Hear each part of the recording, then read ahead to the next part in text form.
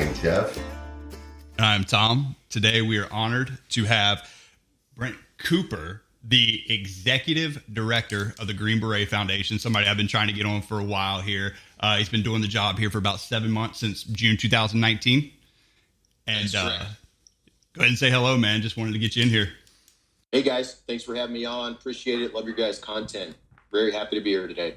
Well, we're really happy to hear, you've had a chance to listen to a little of our stuff. Actually, kind of I'm going to immediately just jut off in another direction. My mom and dad just listened to one of our podcasts for the first time last week. And they're like, oh, that was really cool. And I was like, yeah, it's pretty awesome. Dope. Like, good, finally out there in the world. But yeah, no, we're excited to have you on this morning.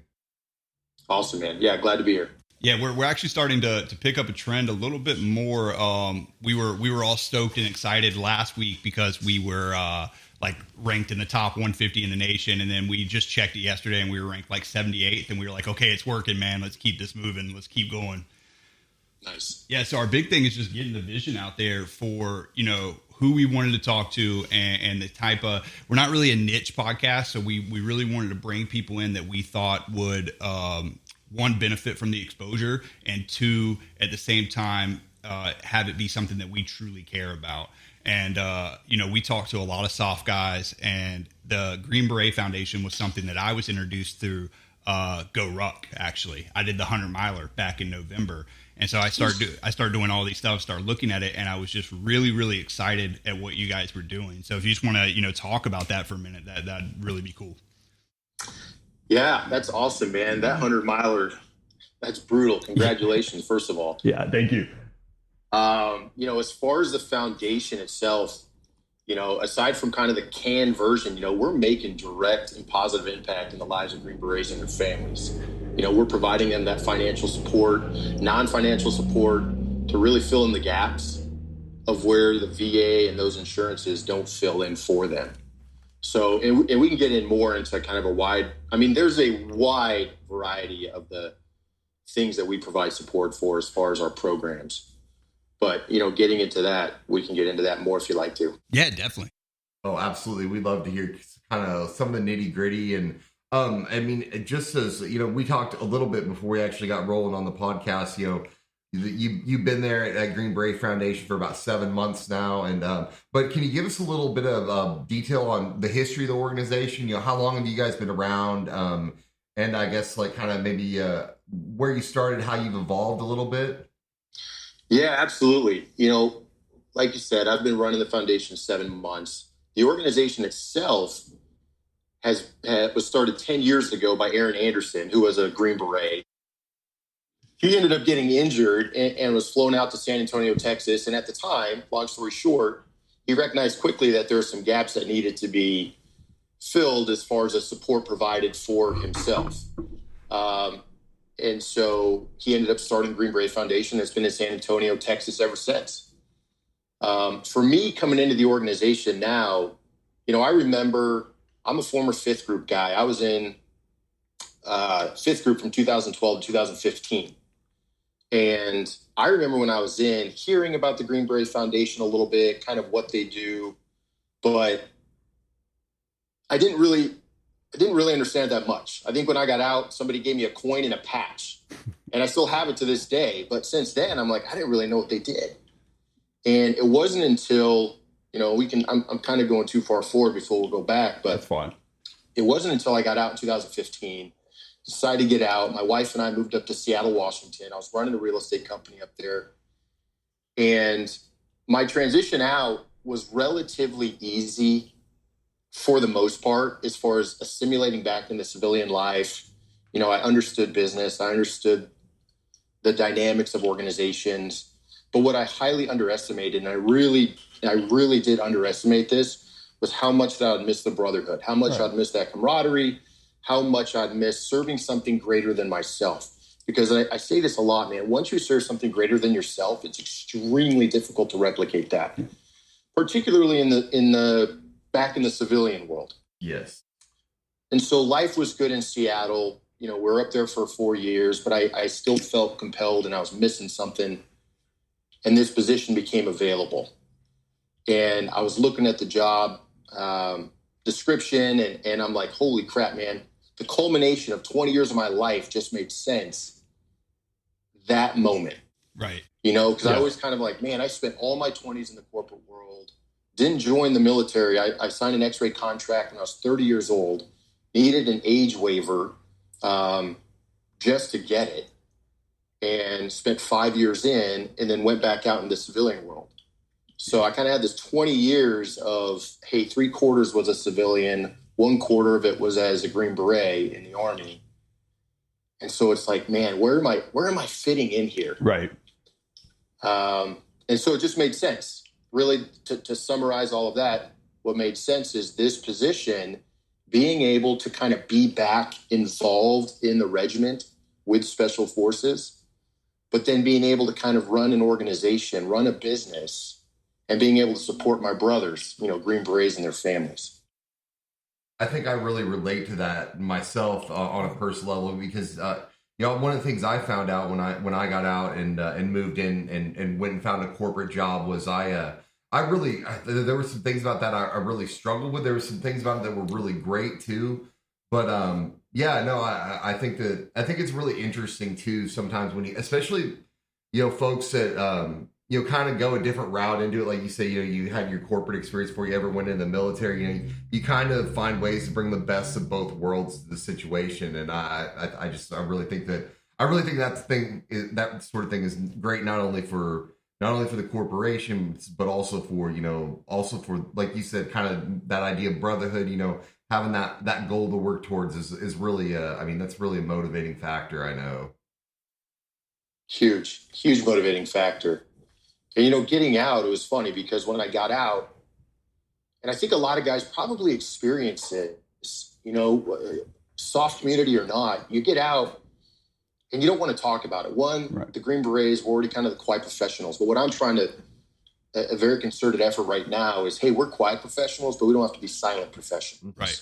I think that's a big argument right now in the soft community in general, is that you're having a lot of these guys who are getting out and they're starting to use that training, those skills that they got as Green Berets, and they're transitioning over into running businesses now. And, you know, I know we both know Jason McCarthy and stuff. And I for GoRuck, I think that's huge when there's, you know, Long Tab Brewing now. There, you know, there's all these other, like, you know, brewing companies, distilleries, clothing companies are popping up. And not that you're starting to see a divide in the brotherhood, but there's definitely opinions on both sides. And I actually think it's pretty cool to see guys transitioning out and using those skills that, you know, they acquired to actually build something for them and their families later on. Yeah. And, you know, while we're in the military, you know, it's ingrained in us, particularly in the Special Forces community. Mm-hmm. Don't talk about it. Don't talk about it. Don't talk about what you do. Don't tell anybody. And so when you transition out, I would say there's still people in Seattle that have no clue that I was a Green Beret. Yeah. No clue. And I was very hesitant on telling people, even in the company I worked for. And there are many days that I would have coworkers come up to me and they'd be like, "What are you doing here?" And I'm like, "What are you talking about?" And they were like, "You were a Green Beret. Why are you here?" Right. You know, and for me, I'm like, man, if that's the perception, I'm like, and my response would be, well, one, I'm like, I'm just trying to make a living for my family. Yeah. Right. But two, I would say it's just kind of a daily mantra for me. Like, I just try to get up every day and be a little bit better than I was yesterday. Right. You know, some days I am and some days I'm not. But the goal every day is just to be a little bit better, whether that's in the military or outside in the civilian world. And I think, but I think that's also kind of makes what Green Berets who they are. We just kind of have this desire and this internal desire to always strive for something great. Right. Even if it's small, you know, it's always just these small incremental steps, which kind of lead to these monumental shifts in your life. Well, and I think that's just like you said, that's such a great mantra just for regardless of what you're doing. You know, I know, you know, shoot, now Tom and I are both, you know, back in school now, and you know, I mean, I can't say that, you know, on a day-to-day basis I do anything great, but like you said, it's that you're deriving meaning from just whatever progress you can do, however you can make yourself just a little bit better every day. I mean, I think that we've talked a lot about just mental health of the veteran, especially the veteran community, but you know, also personally, and I know that, like, for myself, I really struggled like finding that finding meaning in what I was doing once you know, when I got kind of into my, you know, later adult life, and really struggled there for a few years with that. And I think that that's so paramount, is that, you know, realize you don't have to be making these major leaps every day or every week. You know, it's about that incremental improvement. That's such a great mindset. I think that that's one of those mindsets too, that, you know, you can as far as being someone from the military, you can bring to an organization, a civilian organization, and really have a really positive impact, like just bringing that kind of that attitude, that mantra to it. Yeah, and that mental health aspect, I'm glad you brought that up. It's kind of a good segue into, that's a big proponent of what the Green Beret Foundation, we're really making an effort to help in that area as far as PTS, TBI. And, you know, what I recognized quickly, the nonprofit space is already pretty noisy, right? Right. And then you factor in the veteran nonprofit space, veteran benevolent organizations, is pretty crowded. It's pretty noisy. But that's not likely going to change anytime soon. Right. And so for me, it's like, it's not about this competitive aspect, even though I'm a very competitive person.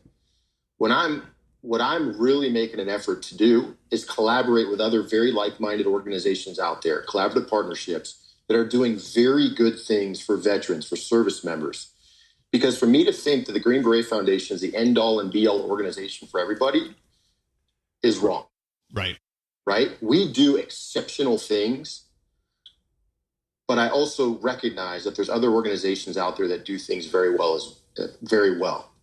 And so for as far as, you know, we've teamed up with Home Base up in the Northeast, Emory down in Atlanta, you know, these veteran organizations, well-established programs that we are basically advocating for, and able to send guys to these programs to get the help they need. Yeah, we just had Headstrong on a couple months ago, you know, talking to them, and it's that, and we kind of carry the same thing too. Like I said earlier, we don't consider ourselves a niche podcast, but you know, both being from veteran backgrounds, that kind of is where you obviously is where you're going to drift to. And the one thing that I love about a lot of the organizations that we talk to is how willing they are to help each other. You know, I have not received any backlash at all, you know, for like trying to schedule something. Everyone's like, yeah, dude, we need to get this word out. We need to talk about these things. It's very important to us. And hey, we're glad you're doing this too. And I think that makes a huge difference when you have so many collaborations and so many organizations that are wanting to come together for one. Well, it's not even one major goal. It's an aspect of a lot of different goals, you know. And I think that when you have the mental health aspect of it is, for us, I believe, what's most important. But even, you know, Jeff and I, we get to the point to where, like, man, trying to do as much as we can, you know, let's, you know, keep it rolling kind of stuff. And we've worked with the VA here and where we're at. We actually talked to the suicide awareness and PTS suicide prevention and coordinator at the VA. And it's just, we deal with our own mental health battles, but I think a lot of times it goes lost on you daily, just how many people are out there suffering, especially veterans. Yeah, that is. And you guys working with the VA, you guys understand then that, you know, they do a lot of good stuff out there, but they can also be a little difficult at times as well. Yes. And you know, it talking to their coordinator, it's one of those things that I think that they're one, beating themselves up about, but two, they're struggling so hard to try to find a way, you know, to try to make it better. And we actually are pretty lucky. The Topeka VA here is like third in the nation in PTSD, but then you look at places like, you know, I mean, it's quite the distinction just here in Kansas. I mean, we got a VA 25 miles to the west of us that is, I mean, an excellent organization. And then you go 30 miles back to the east, the Kansas City VA. And I mean, God bless them, they're doing their best. But I mean, that place is a mess. It's a mess. I mean, it's just an absolute mess. And the idea, you mentioned that kind of the whole veterans, I guess, I don't know, for lack of a better word, the niche, it is a pretty crowded space, but as you alluded to, I don't see it as really competitive space. And I think that also that's just a positive it's a positive for everybody involved, right? Because you've got these local, or almost everywhere you go, you've got local organizations. You've got, and not only that they're networking with these other places around the country. And I think that, we're going to continue to see just great results from, what organizations like, Green Beret Foundation are doing. The more they interface with other organizations, the better the quality of service they're going to be able to provide for the people they're reaching out to. Yeah, absolutely. I was talking to Blaine Smith the other day, who is the former executive director of Team RWB, consultant now, great guy, former Green Beret, right, mentor, and we were talking about this and bringing up as far as how the space is, for lack of a better term, crowded. And he's like, in today's, nobody particularly likes a monopoly anymore. Right. When you look at, and he used this example, he loves analogies. And he's like, when you look at Netflix, Hulu, Amazon Prime, Sling, there's all these different companies out there, but nobody's really complaining and saying, oh, I wish everybody would just monopolize into one. Right. Right. And those organizations, as that example, they do a really good job of not cannibalizing each other by kind of offering different programming. Yes. They overlap. They kind of do, it's kind of the same service, but they're doing different things, or at least kind of different programming. And so when you kind of look at, that's a very odd analogy to use for the veteran space. Right. We're doing the same thing. We're helping veterans, but we all have a very kind of niche of what we're doing. Yeah, I was going to say, as you were talking about Team RWB, it's huge here in Kansas City, and they do a lot of stuff with, the 5Ks, the 10Ks, the half marathons and stuff. And when we're talking about overlapping, a lot of the work that they do, they obviously get veterans together. If you're not familiar with Team Red, White, and Blue, you can go check them out. But we just did a 5K a couple months ago for War Horses for Veterans, which is I'm going to mess it up. The type of therapy is the horse therapy. Oh, equine therapy. Equine. I always mess that word up. I do equestrian. Yeah. I always mess it up though. I don't know why. But yeah, the equine therapy, and they're huge. And War Horse for Veterans was just like a couple guys who started out and, we're doing a little horse therapy, for veterans here and there. And now they're like, as far as Midwest wise, they're huge, and they have their own 5K now in Kansas City. And so Team RWB has been very, very proactive from what I've seen, taking these smaller niche therapies and, helping people out, whether it be like the water therapy, like actually like getting into, a lot of people do like get into the pool and do a lot of weight stuff in the pool. You got the equine therapy, Headstrong. I'm trying to think of every day. There's so many niches. So much out there. And I that's another part of recognizing I think the value in that is that, as far as from a therapeutic standpoint, different things work for different people, and that's one of the things we've been very vocal about is don't let one experience that, maybe isn't the best for you, whether it be, with a organization in the veterans community, whether it be with just a therapist or, whatever, just to be, be aware that nothing's the end all be all. There's other options out there for you. Yeah. And we got a specific program, our extended support program kind of dives into all the alternative therapies, hyperbaric oxygen therapy, which helps TBI and PTS. Yep. We're helping guys through a lot of these alternative therapies. I'm curious what your opinion is, and this is just personal because we've had people on for what was the therapy, the guy from Boston, float tank therapy, and we were talking with him about they're starting to do a lot of studies with PTSD and TBI using psilocybin and MDMA, and I'm always curious to hear people's opinions. Where they think that the mental health community is going in the next 5 to 10 years. And that's just something that as far as Jeff and I both have science backgrounds, so it fascinates me that as a country, but as a population, we're kind of like moving towards all these other remedies to try to, battle this thing. And I just find that super fascinating. I don't know a lot about float right now, but I'll tell you, there is some buzz around it. And I have heard about it. I've been connected to some people in the float industry. Guys have told me that it works for them. And for me, I guess I'm not opposed to trying anything for guys. Right. There's a lot of alternative therapies out there. And like you kind of just said, what works for one person may not work for somebody else. But I don't think it hurts to try this stuff. But it is something I'm actually currently in communication with somebody about that. Nice. To kind of maybe get some guys through it, see what they say about it. Because that's another big thing too. There's a lot of organizations out there, and there's a lot of good respite programs out there that are wanting to collaborate. But it's like, for us, the Green Beret Foundation, it's like, hey, will this have a very significant impact in the life for you and your family? And I want to say this delicately, because I'm very cautious to get into stuff that's just like Band-Aids over bullet wounds. Right. I think a lot of the respite stuff is fantastic. It's healing and soothing. But what I do know about the regiment, Special Forces, it's very easy because of their deployment cycles, how quickly they go away. Guys go away, they come back. It's a honeymoon phase with the family. Yep.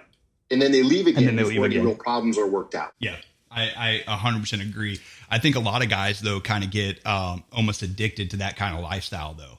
You're gone 7 to 9 months out of the year. And I think that it's kind of like almost having a new marriage every time you come home. It is. And so it's totally for better or worse. Yeah, for better or until they retire. Yeah. And I think that for the Green Beret Foundation specifically, I think what I found very interesting is how much you guys do, but how little, until here lately, like we were talking about earlier, how little it was like actually known. And I think that's a big thing too, man, is that social media is pushing a lot of stuff, but a lot of people are starting to now be aware that like there was this stigma about the veteran community for a long time, especially with the wars and stuff. And I think now you're starting to see with these different organizations and foundations, you're starting to see that there's this whole other business model side to it. And people are starting to look at veteran organizations and they're like, oh, wow, these guys are the real deal. Like they're actually really out here doing things. And for me, that's super interesting. I think that it's definitely moving the whole community as a whole forward. That's a very astute observation. I'll tell you that. You're spot on, because you're absolutely right. The Green Beret Foundation, we have been doing for the last decade a lot of work behind the scenes. And I think it kind of correlates with the mantra of Green Berets, quiet professionals. Like nobody was ever talking about it. Yeah. And so I think for me, when I came in, it was pure assessment mode, like looking at what are we doing right? What are we doing wrong? What can be changed? What should stay? And what I recognized quickly was we are providing so much support to the Green Beret community, but yet nobody knows about it. Right. And it's kind of a detriment to ourselves, because we're not in this business to pound our chest or shout from the rooftops and say, hey, everybody, look at what we're doing, all the great work we're doing. But I do believe that there's a very diplomatic way and a very respectable way to still demonstrate to the public, both the civilian population and the military population, who we are, what we're doing, how we're providing support, because it's really just an educational piece. The kind of the educating the masses was really what was missing. And it's not about, hey, look at all the great things we're doing. It's, hey, just communicating on a consistent basis. Here's our programs. Here's how we help veterans, specifically Green Berets and their families. Right. And so that really was missing. And so now, we launched a new website January 6th. That was one thing I recognized quickly was, our old website, it kind of just demonstrated, I'm getting very, real direct here as far as it just portrayed Green Berets as like broken and battered and bruised. And like, we just needed all the support and help. And the reality is, no, Green Berets, like they do some badass shit, man. Yeah. Yeah. And yes, the SEALs have kind of cornered the cool guy market. I mean, dude, they just have beach. They just have beach bodies, bro. Let's be honest. They just have beach bodies. That's it. That's it. Come on, dude. It's just the San Diego. It's the San Diego vibes. Let's not get caught up in that. It's just the San Diego vibes. San Diego, Hollywood, and the media is highly sensationalized them, and that's fine. But I think what I wanted to demonstrate, what I still want to demonstrate and convey is, Green Berets. Yeah, we are cool guys. Yeah, we're doing the direct action stuff. But when people really, truly understand the mission of Special Forces, U.S. Army Special Forces, otherwise known as Green Berets, like, we're really trained diplomats. Right. We're going into austere environments, doing very, very humanitarian acts. And so that resonates with a lot of people that don't really understand what Green Berets do. Well, I talk about a lot. I mean, the one thing I tell people all the time when you talk about Green Berets, I think that you're right with Hollywood, making they turn these missions into obviously theater. Well, direct action is sexy, man. Yeah, it's sexy, man. But I tell people all the time, when you talk about Green Berets, if I had to right now, if you said write one word down that you think describes the United States Army, teacher. That is number one by far for me, that I always say, is that when you talk about what they do when you go to other countries, it's teaching, whether it's training other governments, whether it's, helping actually put governments in place, however you want to look at it, they're teaching all the time. And I think that's something that when you talk about civilian side, you don't get enough credit for, because everyone sees it as this like go, like, just direct action. Hey, calling in these rounds. I'm fast roping down into some village somewhere, and no one sees the actual, like language side of it and the teaching side of it and how much goes into the key leader engagements. No one ever sees things like that. Absolutely much more cerebral, I think, than your average person would ever know. Yeah. I mean, yeah. So not to, Tom and I have this bad habit of like, sometimes we just turn the mic on and we just go running through the weeds in all different directions. But I'd kind of like to bring it back now to the actual Green Beret Foundation. You've talked a little bit about, some of the stuff you've done since you've arrived there, whether that be, focusing on your social media presence, redesigning the website. Can you just kind of give us a rundown? Like, what's your guys' mission statement, first of all? And then kind of what are, where are you guys focusing? Where are you guys spending where are you guys placing the majority of your resources as far as reaching out and helping Green Berets? Yeah, I mean, as far as the mission statement, we answer the call of the Green Berets so they can succeed in their next mission. That's kind of a broad statement. I kind of said it when we started. We're making that direct impact, filling in all the gaps. Yeah, and that stems from helping injured and wounded guys downrange. When they get injured, we're stepping in, filling in the gaps there, flying their spouse or whoever needs to be to their bedside. We've got our family support. We're providing scholarships to dependents of Green Berets, providing support for Gold Star and surviving families. And, I mentioned the extended support as far as alternative therapies. And another big piece we're really getting into right now, and I was going to mention it just a few minutes ago, was our VA benefits and transition help that we're providing guys.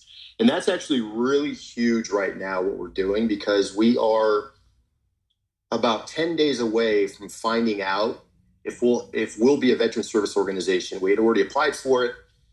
And if we get that, so right now we're already helping guys with their VA claims benefits. Right. We got a guy on staff, Jarn Armazani, 20 plus year, retired Green Beret, spent time first group. He used to be a rater on the VA side for 12 years. Okay. He used to do the ratings. So now he's on this side. So I tell people all the time, I'm like, I got a guy on staff playing chess with himself here. He's helping guys be able to submit their claims. We're able to do it for them for free.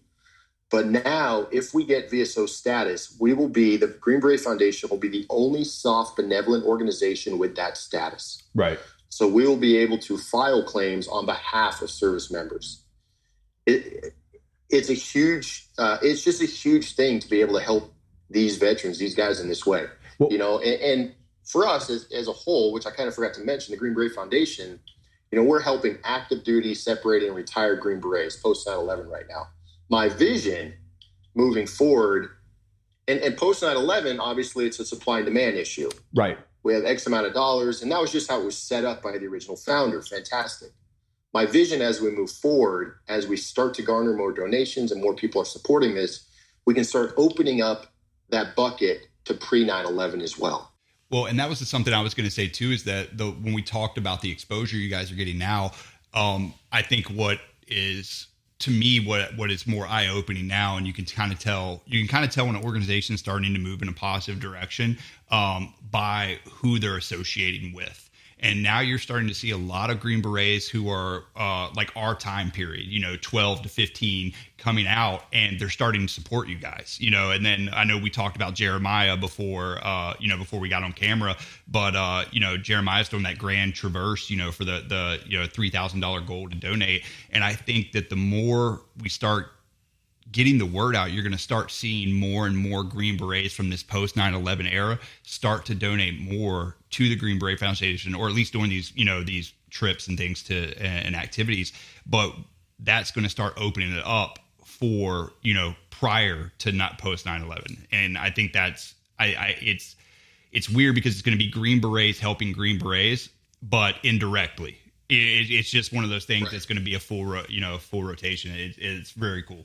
And I'll say one of the things that stands out with what you just told me, and I know from my own personal experience, is like just being able to be involved in the administrative side of the healthcare is so crucial, because I mean, I know that it's one of those things that sometimes it feels just overwhelming to navigate that, and to have that resource and have people who know how not only to point you in the right direction, get you to the right services, like that is so crucial to making it makes the whole process just infinitely easier. And that's such an important, it's such a huge important piece of that puzzle in my mind.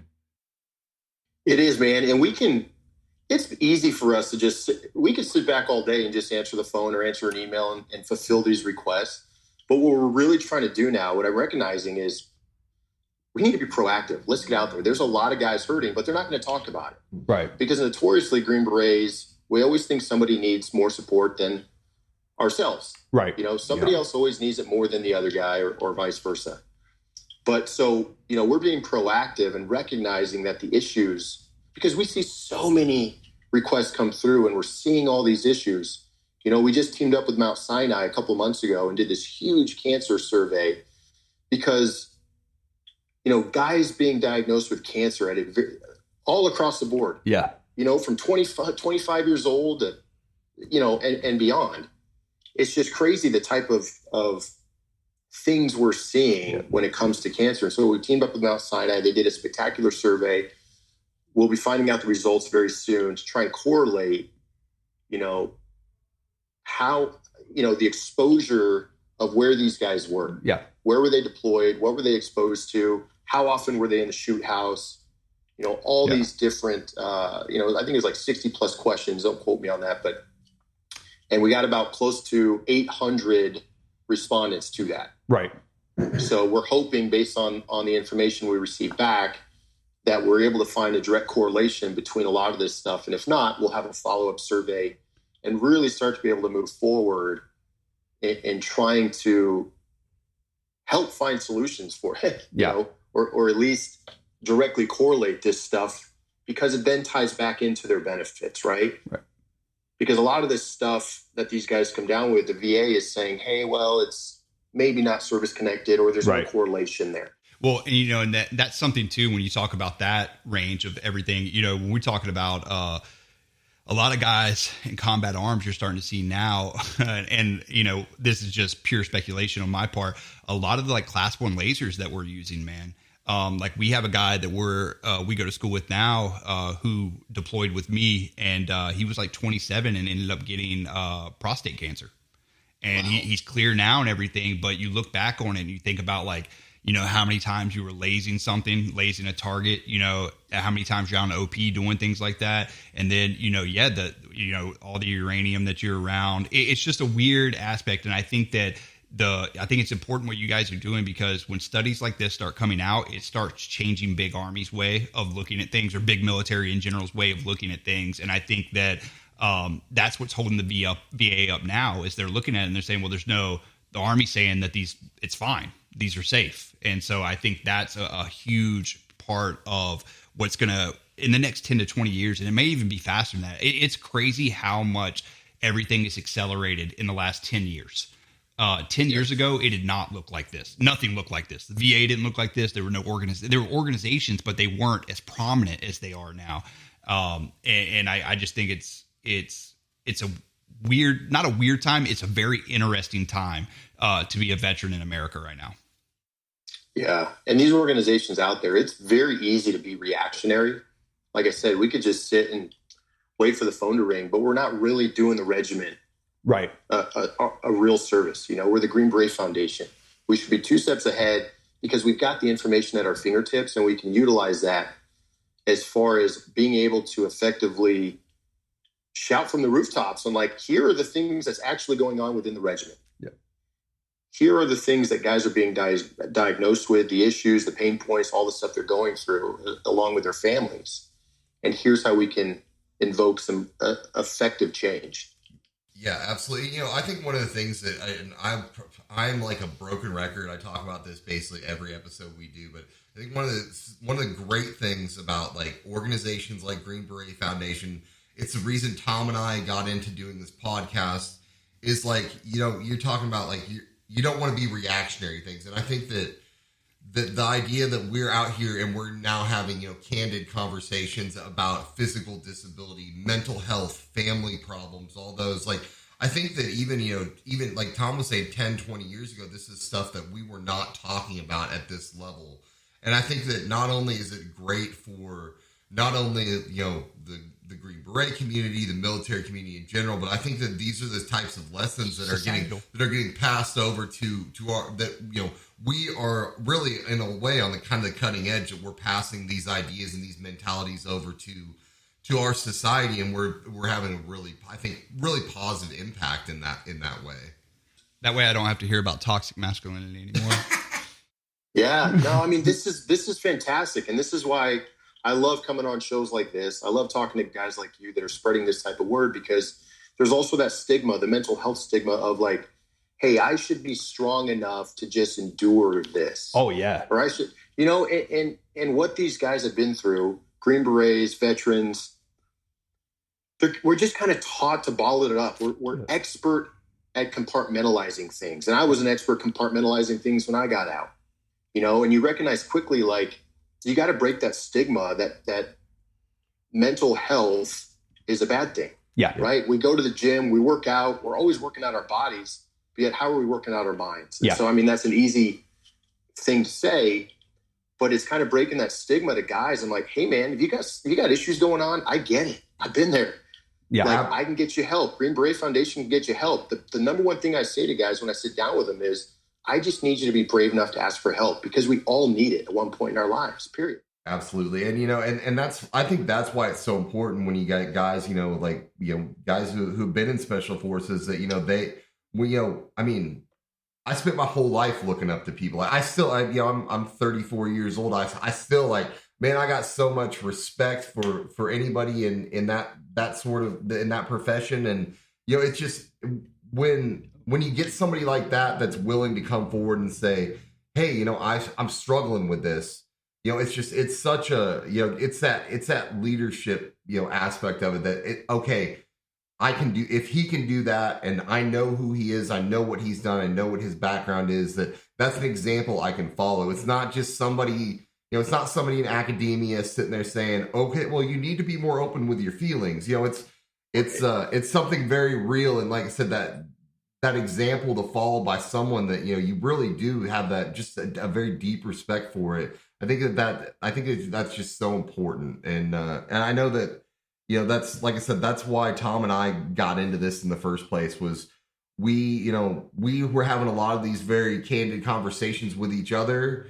And I know when I kind of went through my mental health thing, like, I came out on the other side of it and I said, I'm not going to keep this to myself. I'm going to go out there and I'm going to tell the world about it. And, I might not be the best role model, but, like I said, I really deep down feel very strongly about, speaking openly and setting that example for everyone. And I think, like I said, I think everybody that does that, I just want to applaud them, because it's absolutely amazing. That's so important. You guys have a great platform to do that, man. I encourage you guys to keep doing exactly what you're doing. Hey, man, we appreciate that. And dude, I really appreciate you coming on, man. I know you're busy, and it means a lot to us, man. Cause like, one thing that Jeff and I talk about quite a lot is walking with giants, and that's how we feel doing a lot of these things, man. It's very, very cool for us because it's a surreal experience, man. And I don't think that, I don't think that the conversations that we're having, well, I did not think that the conversation we were having got enough credit. And it's really crazy how much people are actually listening right now, and how much we're helping. We go to our local brewery here. They have $3 beer nights once a week. And we were sitting there last week, and a guy messaged me and was just like, hey, man, just listen to this episode. And it goes on. And then at the end, he was like, yeah, like was thinking about taking my life not too long ago, and really listening to your podcast has really brought me out of it. And I feel like Jeff and I have the shoulders to bear that. We'll be all right with it, but I don't think that something that started, right here on my couch, as us talking about war history at 5 a.m. having coffee. I don't think I ever in my head thought that would translate to kind of what we're doing now. And I honestly, like, I don't feel like we take any credit for that. Like, none at all. Like I said, we're out here. We know what we want to do. And, like I said, we started this to help people, and like I said, it's very gratifying, and I love that. Yeah. So that's huge, man. And one thing that I truly believe in is that there's a vast difference between people that simply have things in common and people that share a common purpose. Yeah. And guys like us and a lot of other people out there doing similar things, shouting from the rooftops on the help that veterans need, we share that common purpose. Yeah. We're serving something bigger than ourselves. I agree. Absolutely. Brent, thank you so much, man, for coming on. Anything you want to say in final? No, just check out greenberetfoundation.org, greenberetfoundation.org. You can learn about, if you want to get involved as far as doing events, helping raise funds for the Green Beret Foundation, or just learn a bit more about our programs. And that would be fantastic. greenberetfoundation.org. Yeah, absolutely. And I just want to say, I don't know if we really got a chance to talk about it during the actual episode. We talked a little bit about it before we got rolling, but you guys are killing it on social media right now. I just want to let you know, I follow you guys on Instagram, and it seems like, when I first started following you guys, like, I don't remember seeing a whole lot. Now it seems like I got stuff coming over my feed, regularly from you guys, and I'm like, oh yeah, Green Beret Foundation post right there. So yeah, keep up the good work, man. We're just we're so proud and happy to have you on with us this morning, and hope you have a great rest of your day and great rest of your week. Awesome, man. Yeah, that's good to hear. We're always going to post, about the fallen. That's what we always used to do. That's never going to change. We're always going to honor them. But again, it's about posting engaging stuff, what we're doing, how we're involved in the community, how we're helping our veterans, learn about our programs. So yeah, check us out on social media as well. Definitely. Thank you guys so much. As usual, check us out at the Kensington Corner. Check out the Green Beret Foundation. Appreciate it so much coming on today. Thank you.